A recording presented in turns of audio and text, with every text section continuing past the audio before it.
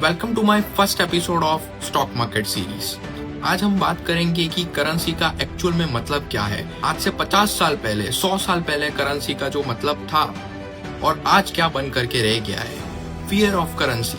Fear currency का मतलब क्या है? जिस डेकेड्स में आज हम जी रहे हैं उसकी वजह से आने वाले टाइम में किस लेवल पर हमारा जो इन्फ्लेशन है वो जाने वाला है, और इन्फ्लेशन क्या है इसकी आज हम डिटेल में बात करेंगे। तो अभी सबसे पहले बात करते हैं करेंसी। आज से हजारों साल पहले करेंसी का मतलब क्या था कि किसी चीज के अगेंस्ट में, एक्सचेंज में कोई चीज को बेचो, दैट इज कॉल्ड करेंसी। लेकिन हजारों साल पहले जो करेंसी जो चलती थी वो था वीट, मसाले, लेकिन उनमें कई खामियां थी। उसके बाद में काफी टाइम बाद जो एक करेंसी निकल करके आई, that was gold and silver. उसके बाद में अगर तो मैं एक करेंसी की बात करूं तो दैट वाज पाउंड। मतलब ये पाउंड नाम कहाँ से आया? स्टॉलिंग सिल्वर से। मतलब इसके बाद में जो एम्पायर्स थे जो इतने बड़े बड़े कैसे हुए, तो उन्होंने पहले निकाले सिल्वर कॉइन्स, जिसकी अभी मैंने बात करी। अभी वॉर्स में उन लोगों को जरूरत पड़ती थी गोल्ड एंड सिल्वर की ताकि वो नए वेपन्स खरीद पाए, लेकिन उनके पास में गोल्ड एंड सिल्वर तो लिमिटेड था। तो वो उन्होंने क्या किया, शुरुआत में उनमें थोड़ी मिलावट करी, किसी को पता नहीं चला, थोड़ी और मिलावट करी, किसी को पता नहीं चला। फिर जाकर के एक ऐसा लेवल आ गया कि जो एक्चुअल में जो गोल्ड सिल्वर के जो कॉइन्स थे वो लोगों ने प्रिजर्व करने शुरू कर दिए, और जो एक्चुअल करेंसी थी उसकी वैल्यू जीरो हो गई। फिर एक एरा आया जिसको बोलते हैं फियर करेंसी। और ये जो फियर करेंसी है उसकी शुरुआत कहाँ से हुई? चाइना से। फिर वो पूरे वर्ल्ड में फैल गई, और फियर करेंसी का जो डोमिनेंस है वो बढ़ा सबसे पहले वर्ल्ड वॉर 2 के बाद में अमेरिका के डॉलर करेंसी से।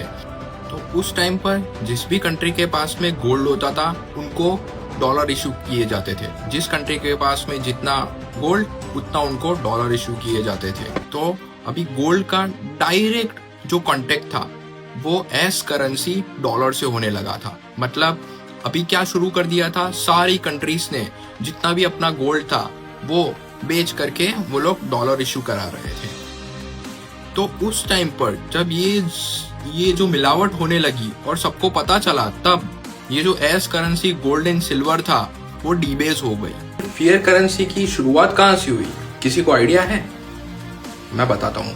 चाइना से शुरुआत हुई फियर करेंसी की, और फिर पूरे वर्ल्ड में वो फैल गई। मतलब क्या हुआ कि एस करेंसी जो नोट है वो क्या है कि एक कस्टोडियन है जिसके पास में गोल्ड एंड सिल्वर है, तो उस कस्टोडियन ने क्या किया, आपको एक रसीद इशू करके दे दी कि आपके पास में इतना गोल्ड है, गारंटेड है, उसके अगेंस्ट में आपको ये फियर करेंसी आपको दे रहे हैं। फिर वो सारी कंट्रीज में और all over the world issue होना, एक्सचेंज होना, एस करेंसी शुरू हुई।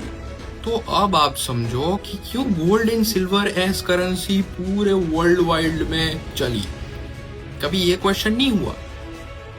ऐसा नहीं है कि वो लिमिटेड है, क्योंकि हमको क्वेश्चन नहीं पूछना कि क्यों gold and silver S precious metal पूरे वर्ल्ड में एस करेंसी चला।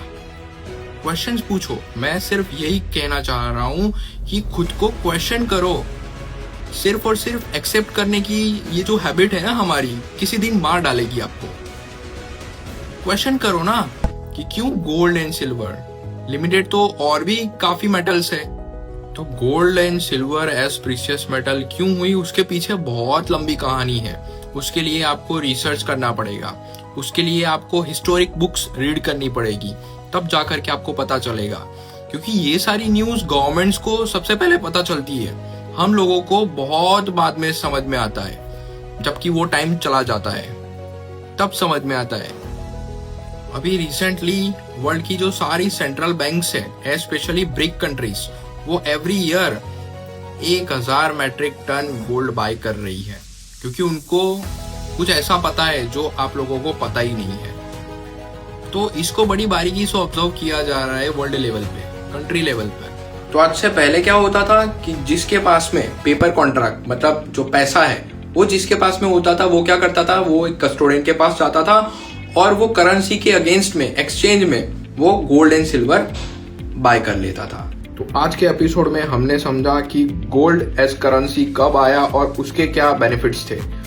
अब हम नेक्स्ट एपिसोड में समझेंगे कि एज करेंसी जब डॉलर की डिप्लोमेसी आई, जो डोमिनेंस आया, उसकी वजह से वर्ल्ड वाइड किस लेवल का इन्फ्लेशन आने वाला है, उसकी हम डेप्थ में चलेंगे। तब तक के लिए stay tuned. Wish you all the very best.